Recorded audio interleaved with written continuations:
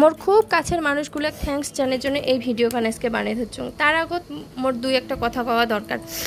স্বাবলম্বী হওয়া প্রত্যেকটা মানুষের দরকার। স্বাবলম্বী হওয়া মানে টাকা রোজগার করা না, টাকা রোজগার করা প্রত্যেকটা মানুষে যে স্বাবলম্বী তা কিন্তু না। নিজের ছোট বড় ইচ্ছা অনিচ্ছা আকাঙ্ক্ষাগুলো যে পরিবেশও থাকলে বা যে মানুষগুলো সান্নিধ্যে থাকলে পূর্ণতা পাবে, সেই পরিবেশে থাকলে প্রত্যেকটা মানুষ স্বাবলম্বী হইতে বাধ্য। এটা মই লেখি দিয়ে কবার পাং। আর অথবা একেবারে বিষাক্ত পরিবেশত, একেবারে প্রতিকূল পরিবেশত থাকলে মানুষ স্বাবলম্বী হয়। তো যাই হোক, মই প্রতিকূল না অনুকূল পরিবেশে পাসং। তো মোর স্বামী আর মোর দুই বেটিক মই থ্যাঙ্কস জানার জন্য আজকে এই ভিডিওখন বানিয়ে দিচ্ছ।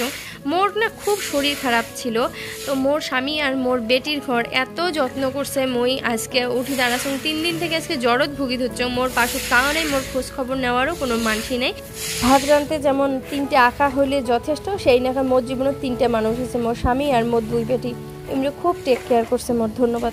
সামনাত মোর এসএসসি পরীক্ষা, আর মোর স্বামী এতই ভালো যে উনি হোটেলের খাবার হচ্ছে মোর সাথে সাথে, মানে মোর রান্না বান্না বন্ধ করে দিছে। উনি মানে ভিতর থেকে মই শ্রদ্ধা জানাং আর কি কং প্রণাম জানাং মোর স্বামীক, এত কষ্ট করে ধরছে মোর জন্যে।